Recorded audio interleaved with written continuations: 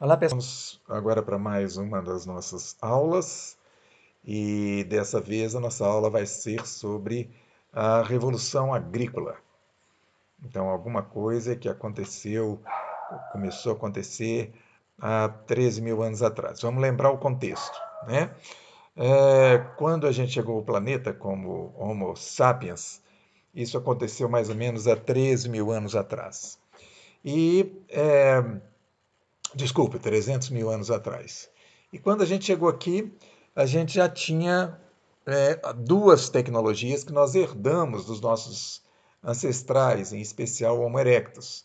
E essas duas tecnologias consistiam no domínio dos instrumentos de pedra, na capacidade de carregar esses instrumentos, o que a gente vem chamando de idade da pedra, e na produção da fogueira, né? Então a gente já tinha o domínio do fogo e o uso da pedra. Então hoje a gente vai ver a primeira revolução, agora sim, perpetrada por nós, né, pelo Homo sapiens, né? A primeira revolução que a gente realizou no planeta. E por que nós estamos chamando de revolução? Porque apesar dela não ter acontecido em todo o planeta, nos lugares onde aconteceu, a mudança, né, do modo de vida foi bastante radical. E é por isso que nós estamos chamando de revolução. Então vamos lá. Essa é a chamada Revolução Agrícola. Bom,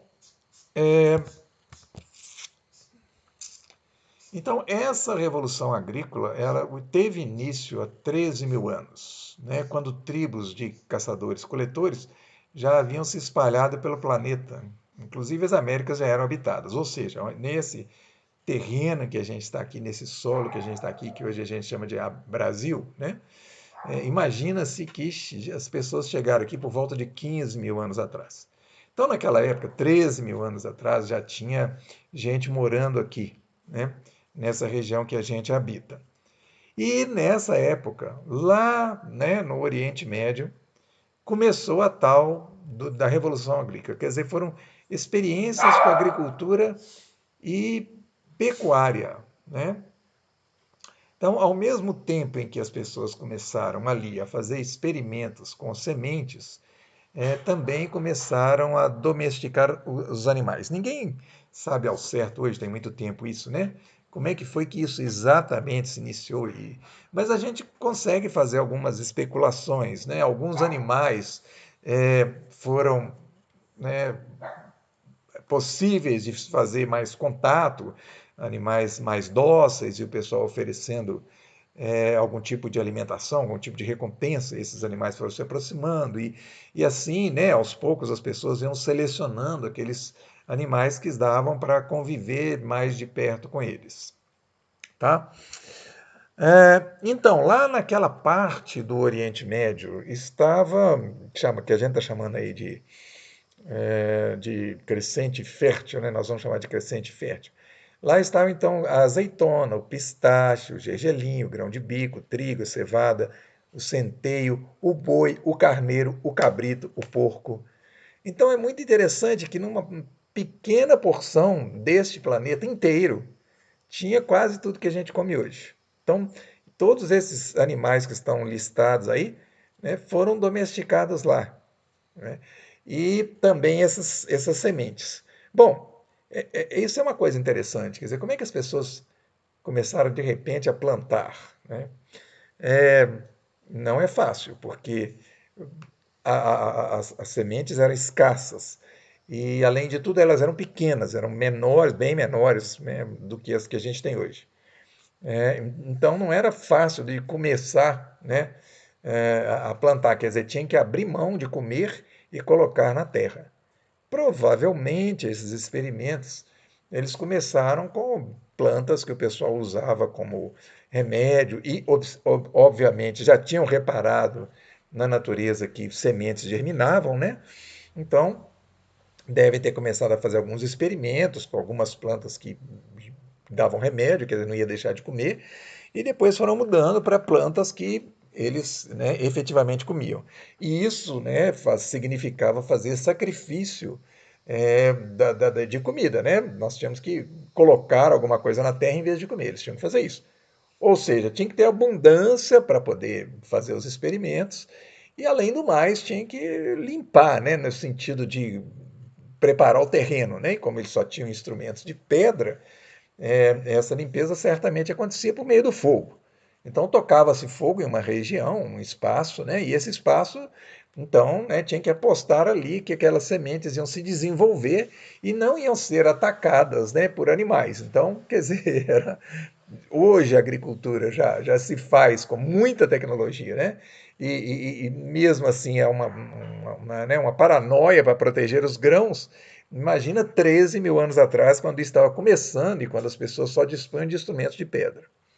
Então, uma coisa muito importante que nós vamos ter que frisar algumas vezes é que essa agricultura ela tinha que acontecer em terrenos moles, porque o pessoal, terrenos macios, né? O pessoal tinha instrumentos de pedra apenas. E eram terrenos barrentos, né? Esses terrenos tinham que estar necessariamente na beira do rio. Então não tinha como jeito de plantar fora dessas várzeas, né? Dessas regiões que circundavam os rios, né? Que estavam próximos aos rios, né? Aqui está uma visão possível do chamado crescente fértil, essa, essa luazinha aí, naquela região ali, né, onde está a Síria, a Turquia, né, principalmente o Iraque, né, é essa região aqui não é uma região muito bem definida geograficamente. Se você coloca lá na na internet assim, e coloca imagens de crescente fértil, você vai ver muitas imagens diferentes. Porque, na verdade, uma boa parte aí são especulações, né? Então aqui vem um outro desenho desse crescente fértil. E agora nós estamos vendo aí, né, os países modernos ali, ó, a Anatólia, que é a Turquia, né, a Mesopotâmia, que é o Iraque hoje, né, a Síria, a Palestina, que é Israel. Então esse verde aí é uma outra maneira de representar o crescente fértil. E essa palavra crescente, olha, é porque, se a gente reparar direitinho, parece um pouco com a forma da Lua, né? E do ponto de vista europeu, seria uma Lua crescente, tá? Por isso é que tem esse nome crescente fértil. Então, esse pedacinho aqui do planeta, nesse pedacinho do planeta, estavam toda essa abundância, né, de plantas e de animais possíveis de serem domesticados. Bom, e aqui nós temos um quadro de como é que essas tecnologias foram evoluindo ao longo do tempo. Mas antes de comentar o quadro, vamos fazer um comentário aqui importante, né? É, a domesticação de animais, ela tinha que ser feita de tal maneira que, além, né, de atrair os animais mais dóceis e começar a conviver com eles, esses animais tinham que ter uma propensão para uma reprodução, quer dizer, eles iam multiplicar-se mesmo é, sendo dominados pelo ser humano, né? Num relativo cativeiro. Né? Então, por isso que era importante, né? Das cabras selvagens, por exemplo, que o pessoal encontrou por ali, separar, né? E separando, né? Artificialmente, né? Uma, uma evolução artificial, né? Separar aquelas que eram mais dóceis, né? E aí conseguir mantê-las mais ou menos presas e elas mesmo assim elas se reproduzirem, tá? Isso é muito importante, porque se você não forma rebanho, né, com esses animais, não tem como você ter a pecuária, ok? Então eles conseguiram isso com o carneiro, conseguiram com o cabrito, conseguiram com o porco, conseguiram com o boi, e todos eles advindos de animais silvestres, animais selvagens e provavelmente bastante é, agressivos, né, em geral, porque tinham que se defender, né? Então deve ter sido um processo bastante lento. E tão lento, porque aí esse quadro vai nos mostrar aí que foi devagarinho que essas tecnologias foram se desenvolvendo. Então, nós vamos ler ali, por exemplo, ó, por volta de 7000 a.C. Quer dizer, nós temos ali, ó, antes de 7000 a.C., a gente vendo ali um quadradinho lá em cima na legenda, e um quadradinho preto, né? Entre 7000 e 6000 a.C. Quer dizer, nós estamos falando de 9000 anos atrás, entre 9000 anos e 8000 anos atrás. Então, esse ajuntamento de quadradinhos aqui no Oriente Médio, na região do Crescente Fértil, é óbvio, né? Quer dizer, ali é que vão começar os primeiros povoamentos, né? As primeiras comunidades que vão se tornando sedentárias. Então, a Síria é que detém hoje, né, esses sítios arqueológicos mais antigos dessa fase da humanidade. Tá? Depois vai se espalhando com os quadradinhos pretos e a gente vai vendo que eles já vão ali ó, na direção da Turquia, mais para o norte, né? Mais para o oeste aqui já vão se afastando também, né? Na direção da Babilônia e aqui na direção do Egito, tá vendo? Ali no meio do mar, ó, pertinho da Síria ali, ó, dois quadradinhos pretos, ali tem a ilha de Chipre. Depois a gente tem também aqui a região da Grécia, né, onde tem ó, vários quadradinhos pretos aqui, ó, 5 quadradinhos pretos, e vão até a Sicília, ó. Então, quer dizer, são assentamentos bastante antigos, né? E aí a gente vai subindo lá mais para o norte, mais para o leste, a gente já vai ver uma migração em direção à Rússia, à Ásia ali em geral, né? E mais para o lado da Europa, aqui, ó, mais para a Europa mais central e mais oeste, a gente já vai ter círculos, né, que são 1000 anos depois, né? Entre 6.000 anos e 5.000 anos, ó, até a gente chegar aqui à região da Espanha e de Portugal entre 3.800 a 2.500 anos antes de Cristo. Aí nós estamos falando do tempo antes de Cristo, né? E a Inglaterra também, ó, lá mais para cima vai ter um triângulozinho, né? E outras regiões mais do norte da Europa, que também a gente vai vendo alguns triângulos pretos ali, ó, da região, uma chegada mais recente, né? 2.500 antes de Cristo. Bom, então assim, esse quadro aí nos dá uma ideia dos milhares de anos, né, que aos poucos, né, se passaram, né, para que essas tecnologias fossem se espalhando e se desenvolvendo. Então vamos lembrar, sempre em beiras de rios, tá bem? Isso era uma necessidade. Bom, nós vamos falar das transformações, né? Mas já que nós iniciamos o assunto aqui, nós vamos dar um salto aqui, ó, para a gente ver esses eixos. Esse eixo, então, ó, Eurásia, eixo Europa-Ásia, esse eixo grandão aqui na nossa horizontal, ele está mostrando o quê? Como que esse continente, Europa e Ásia, né, ele tem um eixo enorme no qual é possível, praticamente em toda a região, haver um deslocamento sem grandes barreiras. O que, que isso significou naquela época? Isso significou que essas práticas de agricultura e pecuária foram se espalhando aí tranquilamente, né? Apesar da demora, né? Elas foram se espalhando em direção até a China, Índia, né? Aquelas regiões todas da Ásia ali, ó. E também para toda a Europa, ok? Então, a partir, né, dos milhares de anos dessa passagem do tempo, toda essa região da Europa e Ásia recebeu essas tecnologias, né? Com aqueles animais que então eram transportados de um lugar para o outro, mudas daquelas plantas que eles tinham acumulado, daí a pouco eles vão encontrar com arroz, que vem lá da região mais leste também, né? E aí então a gente vai ter uma série de animais domesticados, que é os que tem até hoje, né? E também plantas, né? Várias plantas que eram trocadas ali, compartilhadas, né? Tecnologias compartilhadas. Quanto à África, a gente vê a África com um eixo vertical aqui, ela tem uma diferença entre o norte, que é a parte que está mais próxima da Europa ali, do mar Mediterrâneo, e o sul. E o que marca essa diferença é exatamente o deserto de Saara, que está aqui, né? Pouco abaixo desse norte da África aqui, ó. O Egito já tem uma parte dele que é bem desértica. Então, o que que isso significou? Significou que essas tecnologias, elas, ao mesmo tempo que se espalharam pelo norte da África, elas não chegaram ao sul da África, porque não tinha como atravessar o deserto de Saara, tá? E outra coisa importante, apesar do sul da África ter coisa de 50 mamíferos diferentes, nenhum deles é domesticável.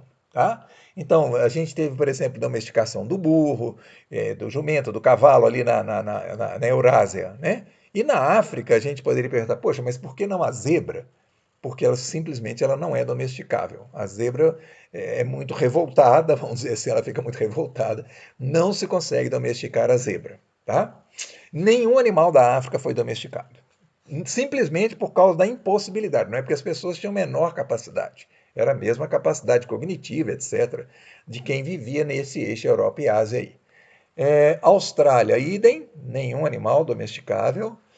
E aqui nas Américas, né, nós vamos ver que muito mais tarde, mas foram domesticados na região do norte do México aqui, o peru, essa ave, né, o peru, e a lhama e a alpaca foram domesticados nos Andes, né, no Chile, Bolívia, Peru, tem aqueles nos Andes ali do alto dos Andes, a gente tem esses dois mamíferos, a lhama e a alpaca, né?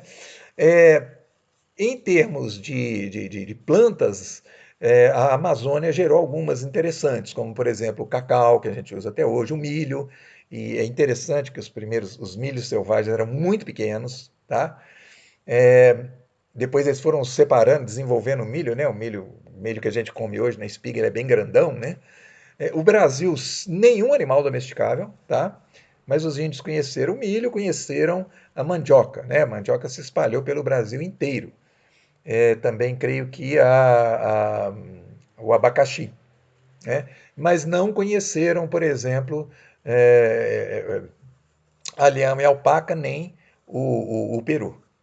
Hoje, por exemplo, na costa brasileira, a gente acha uma quantidade enorme de coco. Parece até que o coco é nativo, parece que a banana é nativa no Brasil. Não, não são. Nem coco, nem banana, nem manga, nem abacate, nenhum desses frutas, elas são nativas no Brasil, ok? Um animal que foi domesticado ali no norte das Américas também, e que foi domesticado em várias partes do planeta, é o cachorro, que veio, né, que foi a domesticação, aconteceu a partir de lobos também mansos, né, e da seleção dos lobos mais mansos, e gerou diversos tipos de cachorro. No entanto, o cachorro não constitui rebanho, tá? Não tem como você criar um enorme rebanho de cachorro, até porque eles são carnívoros, então fica muito difícil de alimentar os rebanhos de cachorro, de conseguir uma reprodução muito grande de cachorros, né? Então, apesar de alguns lugares do planeta eles serem usados como alimento, né, em geral, eles eram companhias, né? Eles eram companheiros no sentido de proteção e essas coisas, e não eram muito é, não tinha muito essa conotação de cachorro ser alimento da gente, né? Bom, então, aí essa geografia nos permite ver, né, que a Eurásia foi, naquela época, bastante contemplada e foi privilegiada em relação ao resto do planeta, bastante privilegiada, né? E é ali que vão acontecer os grandes ajuntamentos populacionais em torno de grandes rios, porque nós estamos falando no momento em que ainda está na Idade da Pedra, tá bem? E nas Américas nós vamos ter também civilizações, que nós vamos falar um pouco mais delas na próxima aula, por exemplo. Nós vamos ter os maias, os incas, os astecas, né? Os incas aqui na região mais da América do Sul, os astecas e os maias na América Central. Mas vamos voltar lá nessas modificações, nessas transformações. Né? Como é que nós passamos então do Paleolítico para o Neolítico? Então, o que quer dizer essas duas palavras, paleolítico e neolítico? Né? Paleo quer dizer longe, então é a idade da pedra antiga, e neo é a idade da pedra nova, esse ítico é pedra. Então, paleolítico, idade da pedra antiga, e neolítico, idade da pedra mais atual. Né? O paleolítico também recebe divisões, o paleolítico mais antigo, é, mais próximo de nós, né? Nós não vamos entrar em muitos detalhes, mas quem quiser pesquisar sobre o Paleolítico vai achar muita coisa sobre isso, porque até a evolução das ferramentas, por exemplo, né, ela vai marcar diferenças no Paleolítico. A arte, por exemplo, essa capacidade de pintar também, ela vai marcar essas diferenças, tá? Porque Paleolítico é a parte mais longa que a humanidade já viveu, pensando que nós chegamos no planeta há 300 mil anos e nós estamos falando de alguma coisa que começou a aparecer há 13 mil anos. Então compara 13 mil anos com 300 mil anos. Né? Mas a revolução foi tão brutal, foi tão radical, que né, a incorporação da agricultura e pecuária provocou o que a gente chama de neolítico, né, a nova idade da pedra. Então vamos ver quais algumas características desse neolítico, tá? Então, uma das características óbvias é essa alteração no modo de vida das comunidades, né? Elas passaram a ser sedentárias, elas eram nômades, algumas, né, passaram a ser sedentárias, constituir comunidades, né, casas, construir casas e tudo, jamais, né, visando o controle dos animais, das regiões de plantação, né? E uma outra coisa que vai acontecendo, especialmente nos lugares onde os rios são maiores, onde produz mais comida, as sociedades vão evoluindo, né, de um comunismo primitivo para uma sociedade de classes. Então, como é que a gente pode entender, né, o que é um comunismo primitivo? Então, um comunismo primitivo, que está se chamando aí de comunismo primitivo, é mais ou menos o estado de tecnológico, o estado, modo de vida das sociedades indígenas brasileiras, onde você tem mais ou menos uma igualdade entre todos os membros, né? Todos têm mais ou menos os mesmos direitos, todos têm que aprender a produzir comida, todos têm que defender o grupo, a tribo, né? Todos têm que saber manipular as armas, né? Você pode até ter diferenças entre homens e mulheres, mas entre os, né, no meio dos homens eles, ou das mulheres, mais ou menos, há uma certa igualdade aí de direitos e de obrigações, tá? Além disso, né, no comunismo primitivo, não tem como, né, nas sociedades de caçadores-coletores, né, porque é isso que nós estamos falando, essas sociedades do comunismo primitivo, elas são de caçadoras-coletoras, né, elas são de caçadores e coletores, elas não têm o foco, né, a principal fonte de alimentação em agricultura e pecuária, né. Então, você não tem muito também nessa época como fazer prisioneiro, por exemplo. Então, se, né, e era constante isso, as tribos, elas eram muito regionais, cada uma tinha a região por onde ela ficava migrando ali, especialmente no Brasil que eu estou falando. E aí isso criava dificuldades, né, e antagonismos, e uma tribo era, né, eventualmente inimiga da outra. Então, essa coisa era contornada, né, às vezes, por uma troca de presentes, tá? Então, era um jeito de fazer uma certa, né, manter uma certa diplomacia entre as tribos, às vezes troca também de membros para poder diversificar os casamentos, né? E às vezes guerra, tá? Mas, né, apesar das guerras serem muito constantes, elas pressupunham que uma comunidade não ia destruir a outra até eliminar a outra, tá? E também não ia haver prisioneiro, porque se eventualmente algum membro, né, da outra comunidade fosse incorporado aqui, ele tinha que ter o mesmo estilo de vida da comunidade vencedora, né? Porque não tinha como prendê-lo, porque todo mundo tinha que produzir comida igualmente, né? Um dos motivos, por exemplo, para se fazer guerra seria a falta de mulheres numa tribo, por exemplo. Se essa tribo estava com poucas mulheres, era importante, né? Porque a vida a vida da tribo dependia disso, né? A vida era curta, as pessoas viviam pouco tempo e a reprodução tinha que estar garantida, né? Bom, agora nós vamos ter uma sociedade de classes, né? E especialmente nos lugares onde agricultura e pecuária atingiram é, maior eficiência, tá? Onde a comida começou a ficar muito mais abundante.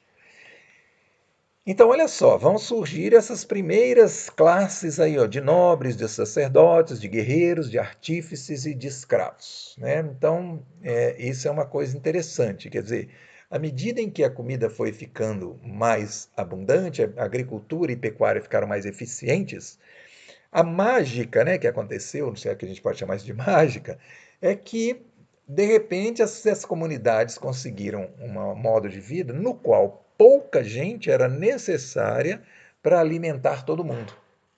E é isso que permite a divisão da sociedade em classes. Tá? A gente não pode dizer assim, não houve classes nas sociedades de caçadores-coletores. Depende. Em alguns lugares do planeta onde havia muita abundância de comida, por exemplo, me parece que era o caso ali da região do Pacífico, ali na costa do Pacífico, no Canadá, por exemplo, e parte dos Estados Unidos, onde havia muita abundância de pesca, então acabava criando alguns grupos mais privilegiados, né, naquelas sociedades. Mas agora, né, e especialmente na beira de grandes rios, começa a se criar grandes populações, tá? E aí elas começam a se diferenciar. Alguns vão cuidar, né, da agricultura, outros vão cuidar do desenvolvimento de outras tecnologias, ali nós estamos chamando de artífices, né? Faltou colocar ali, evidentemente, os agricultores, né? Outros serão os guerreiros, agora guerreiros profissionais, treinados para a guerra, né? O que não havia antes, que todos eram igualmente guerreiros, por exemplo, considerando as sociedades brasileiras, os sacerdotes e os nobres, né? E que nós vamos falar daqui em seguida. E os escravos. Então, a escravidão, né, ela vem nesse momento, quer dizer, e aí a gente vai falar mais ou menos 7.000 anos depois, né, dos primeiros experimentos com a agricultura e pecuária, quer dizer, levou 7.000 anos para começar a formar essas grandes sociedades, que depois vão ser os grandes impérios do Neolítico, que a gente chama, ali começa então a aparecer a escravidão. Tá? Bom, o que pensar da qualidade de vida dessas pessoas e como se articulava o controle sobre os escravos? Bom, então, qualidade de vida das pessoas. Há alguns historiadores, inclusive recentemente saiu um livro de um historiador sobre isso, que consideram que esse momento foi um momento trágico para a humanidade em geral. Né? Foi uma desgraça, vamos dizer assim, para a humanidade. Por quê? Porque o modo de vida, né, dessas pessoas era muito mais, é, vamos dizer assim, muito mais duro, muito mais desinteressante que o modo de vida das tribos de caçadores-coletores. Né? Primeiro porque as pessoas passam a fazer um trabalho só. Então, quem planta, por exemplo, vive de plantar, é só plantar, plantar, plantar. Não está mais caçando, não está mais fazendo outras atividades de guerra, coisas desse tipo, né? Segundo, então esse fazer uma atividade só, ele vai levar a algumas doenças que antes se desconhecia, né? Doenças no corpo, doenças nas vértebras, doenças nos braços, e inclusive o aumento muito grande de cárie, porque é um momento em que também vai se comer muito mais grãos, né? Enquanto que alguns privilegiados vão ficar mais à toa, né? Vão ter mais tempo para eles. Então, né, é quando as sociedades começam a criar um problema que nós temos até hoje, que é essa diferença, né, de benefícios da produção social. Alguns passam a se beneficiar mais e outros passam, né, a se beneficiar menos. Né? Então, os que se beneficiam mais são mais beneficiados em detrimento dos demais. Né? Bom, e o controle sobre os escravos? Como é que isso acontecia?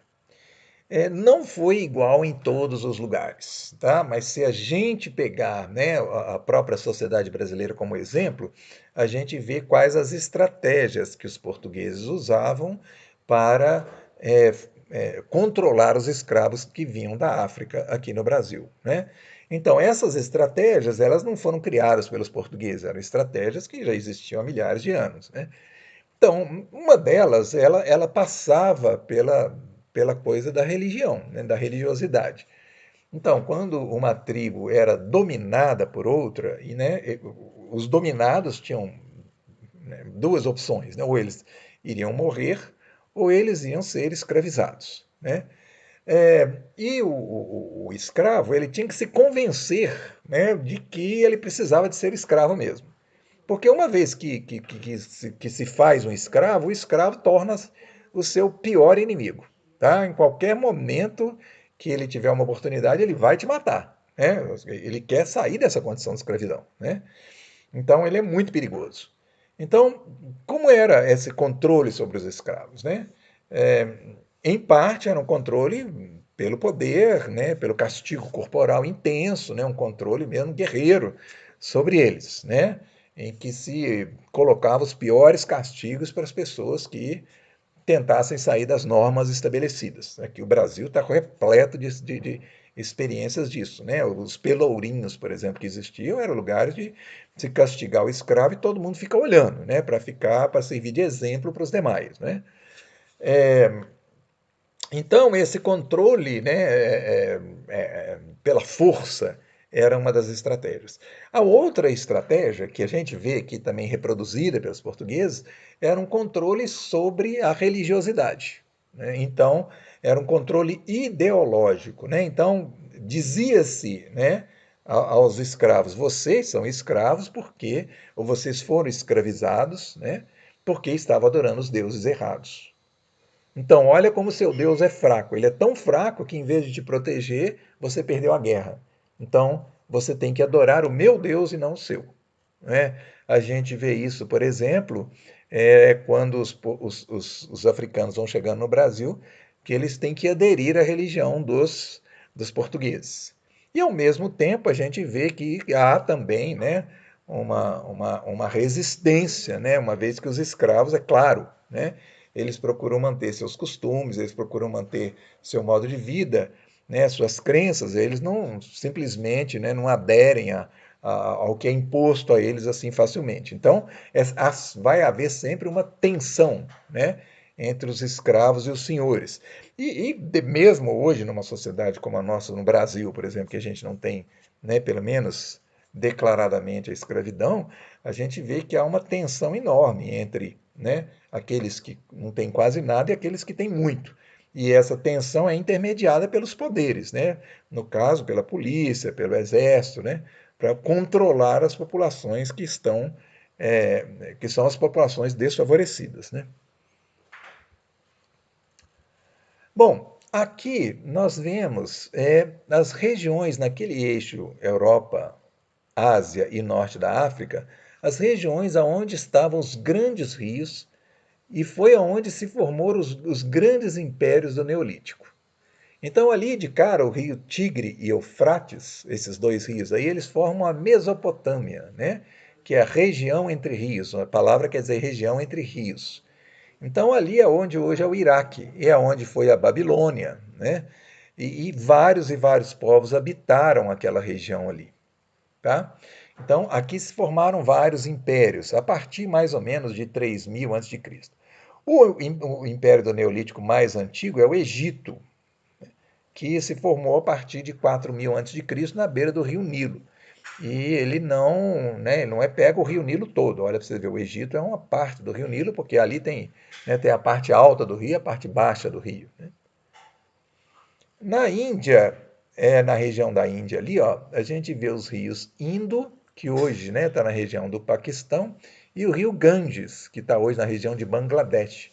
Então ali também foram berços de dois grandes impérios, né, de regiões de grandes impérios também do Neolítico nessa época.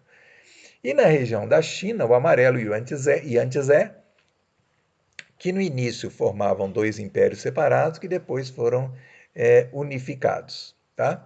Isso não quer dizer que só ali havia agricultura e pecuária e cultura e etc. Não, não, de jeito nenhum. Para todo lado, essas tecnologias de agricultura e pecuária estavam disseminadas.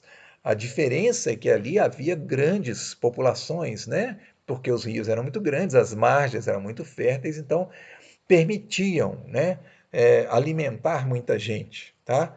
E aí vão nascer os estados, né, desse antigo neolítico, né? Os estados que vão procurar controlar essas populações aí. Daí a importância dessas figuras ali, olha. Os sacerdotes, que também eram, né, em alguns lugares, os escribas, em outros lugares, eles eram só sacerdotes, eram separados, sacerdotes separados, escribas do outro. E os nobres? Então vamos pegar os nobres. Né? O nobre, ele, né, se tem um parasita do Estado, esse é o nobre, porque ele realmente não faz nada, ele só é o nobre, é o rei, a rainha, o príncipe, a princesa, a corte toda ali, né? Que por séculos, né, eles vieram aí formando uma classe que praticamente não fazia nada. Né? Mas qual que é a importância deles? Do faraó lá do Egito, por exemplo. É basicamente uma importância religiosa. Tá? Eles estão ali para significar, né, a força dos deuses daquele grupo. Então, por exemplo, o faraó ele era tido como praticamente um deus na terra. Né? Inclusive, desde criança, ele era preparado para assumir funções religiosas. Tá? A vida de faraó não era tão fácil quanto parece para a gente, não. E em torno dele os sacerdotes, que estavam ali para fazer os exercícios, né? Espirituais, né? Em torno daquelas deidades que eles acreditavam.